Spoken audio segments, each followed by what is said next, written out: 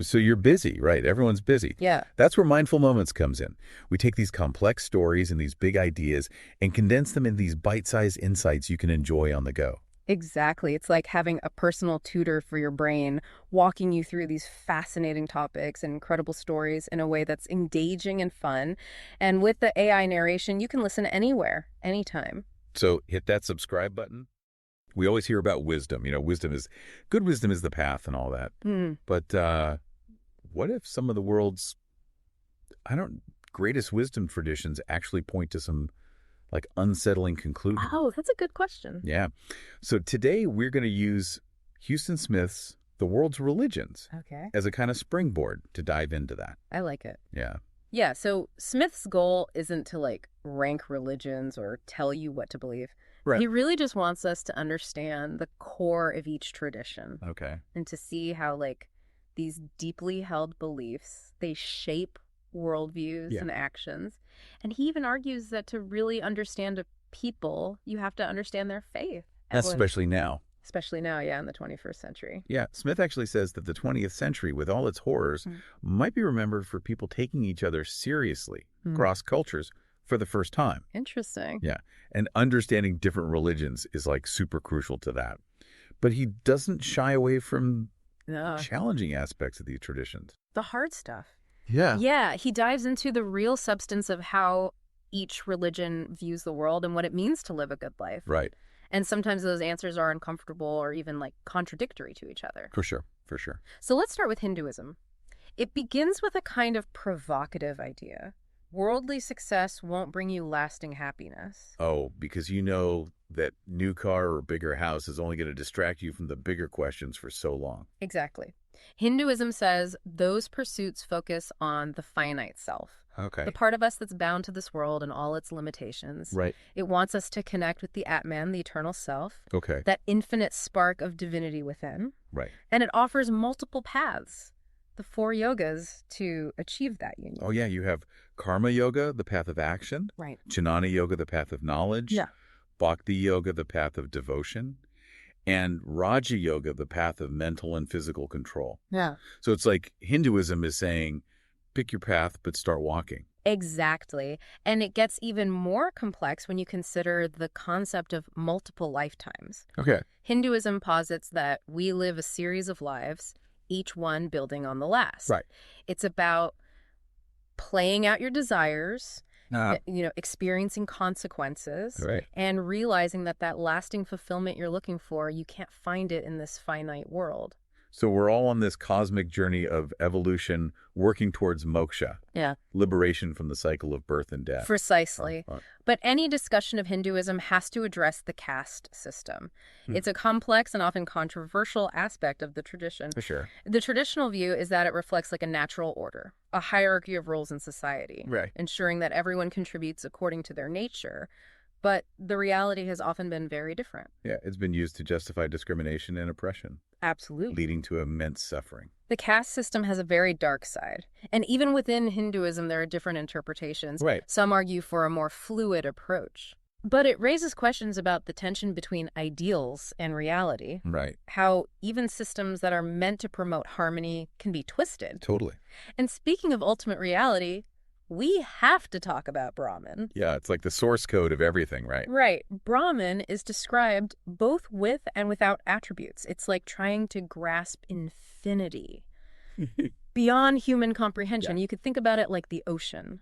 Nirguna Brahman is the vast, still ocean, Okay. while Saguna Brahman is that same ocean, but with all its waves and ripples. So there's room for both the abstract philosophical understanding of Brahman and the more devotional approach where God is seen as a personal being. Exactly. Hidden It's away. not about choosing one over the other, but recognizing the limitations of our own perspectives. Gotcha. And this brings us back to the idea of the world as a gymnasium for the soul. It's a temporary stage for spiritual development, Right. not the final destination. So it's about playing the game of life without getting too attached to winning or losing. Yeah, The real goal is transcending the game altogether. that's the essence of it. Hinduism offers this profound view of reality. Worldly success is fleeting, the self is both finite and infinite, Yeah. and this world is a training ground for the soul's evolution. A lot to process. but it lays the groundwork for understanding other traditions for sure. For sure.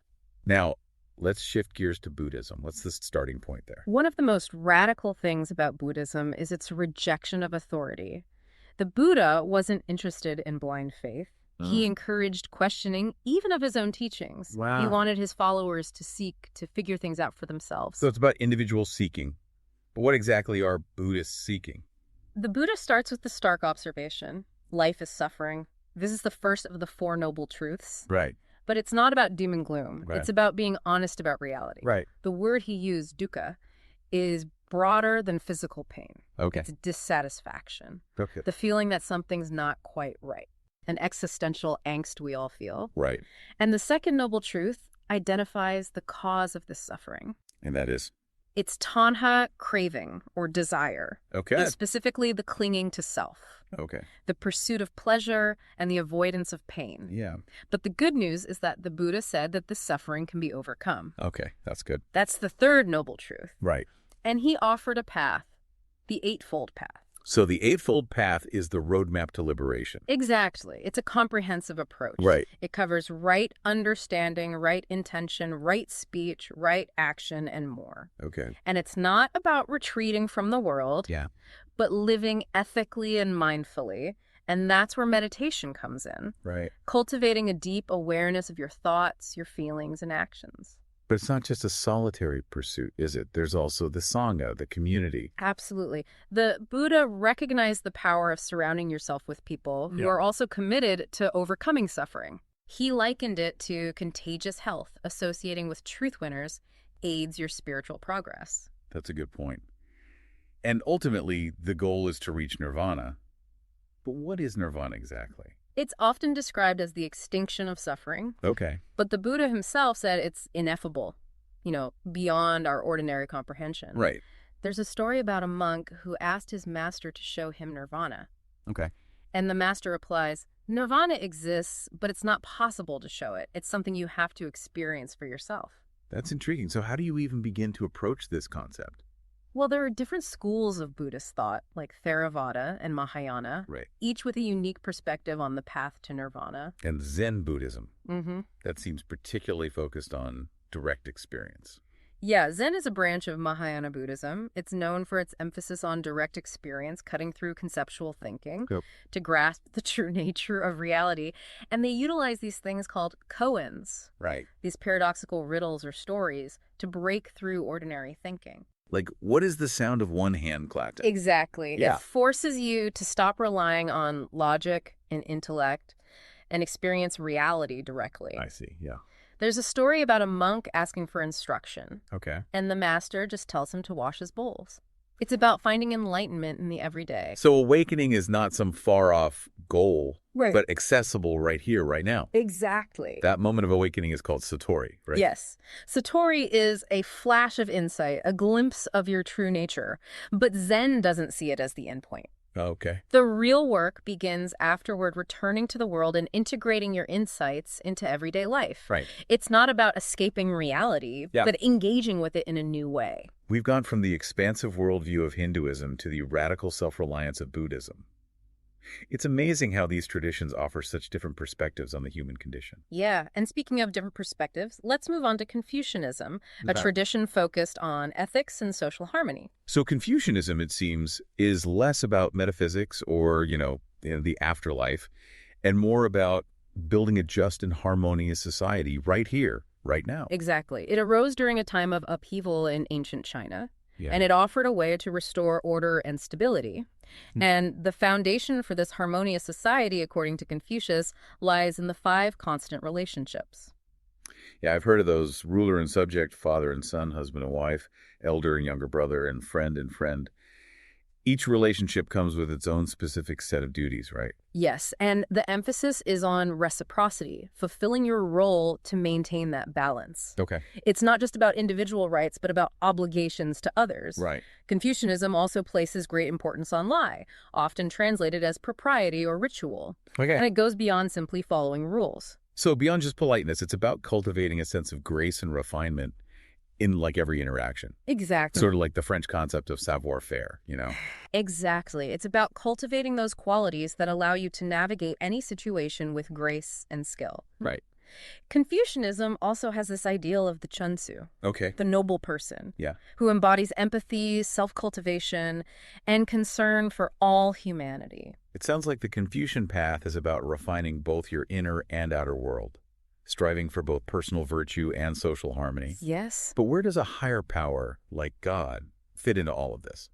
While not a theistic religion in the traditional sense, Confucianism does acknowledge a higher power, often referred to as heaven. Okay. There's a sense of cosmic order, but the focus is on how that order manifests here on Earth, Right. in our relationships and our actions.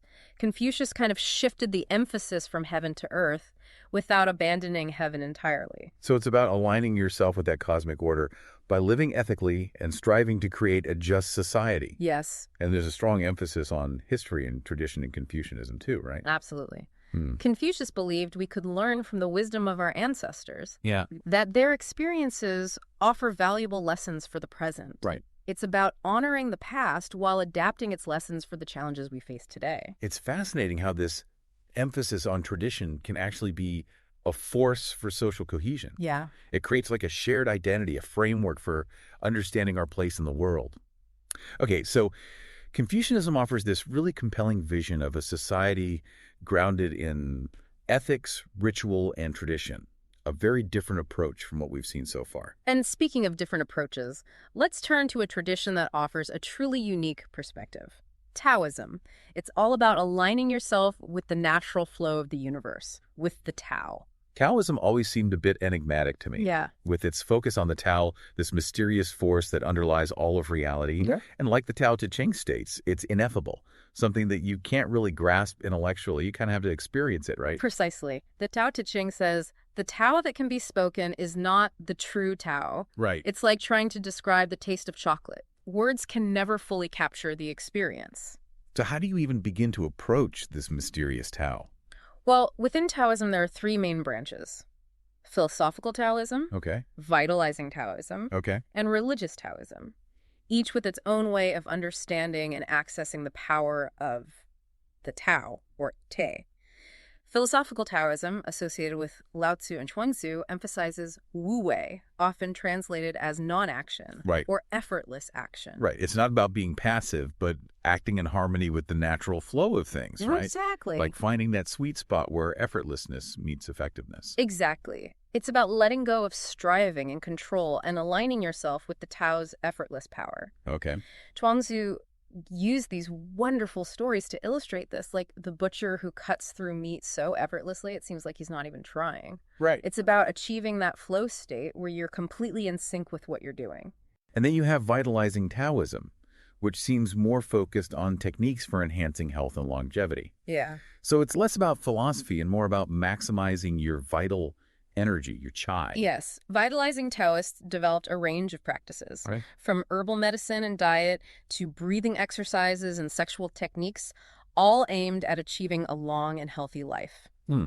They even sought the mythical elixir of life, a substance that could grant immortality. It's interesting how that quest for immortality appears in so many cultures. Uh-huh. And then there's religious Taoism, which embraces a more elaborate system of beliefs, right? Yes, religious Taoism includes a pantheon of deities and rituals for connecting with the divine. Right. It kind of developed alongside the other two branches, incorporating elements of both, Okay. addressing both the spiritual and practical aspects of life. So it's a more comprehensive system, offering like a synthesis of different approaches to the Tao. Yes. It's fascinating how Taoism blends philosophy, mysticism, and these practical techniques, all focused on aligning oneself with the power of the Tao. It's a rich tradition. It is. And that emphasis on harmony with nature makes Taoism particularly relevant today, especially as we grapple with all these environmental challenges. Absolutely. I can definitely see that. Now, we've explored Hinduism, Buddhism, Confucianism, and Taoism. Quite a journey. It has been. What's next on our global tour? Let's delve into the world of Islam, a faith that's often misunderstood, I think, in the West. Islam is a rich and complex tradition, for sure. Yes. And his story begins with the life of Muhammad. He wasn't born a prophet, but a man searching for truth and meaning, right? Absolutely. His search led him to a profound revelation on Mount Hira, where he encountered the angel Gabriel and received the first verses of the Quran. The Quran being the holy book of Islam, believed to contain the literal words of God as revealed to Muhammad. Yes, So it's the ultimate source of guidance for Muslims. precisely. And its central message is submission to the one God, Allah, and living in accordance with his will. This submission is expressed through the five pillars of Islam: faith, prayer, charity, fasting, and pilgrimage. So it's about cultivating both inner faith and outward action, a way of life that encompasses both the spiritual and the practical. Yes. And the Quran offers guidance on social and legal matters, Okay. providing a framework for a just and moral society. There's a strong emphasis on social justice, treating everyone fairly and with compassion. The teachings on charity and helping those in need are central to this vision. It's striking how Islam, like the other traditions we've discussed, offers this comprehensive worldview, encompassing both personal faith and social responsibility. But within Islam, as with other faiths, there are different branches and schools of thought.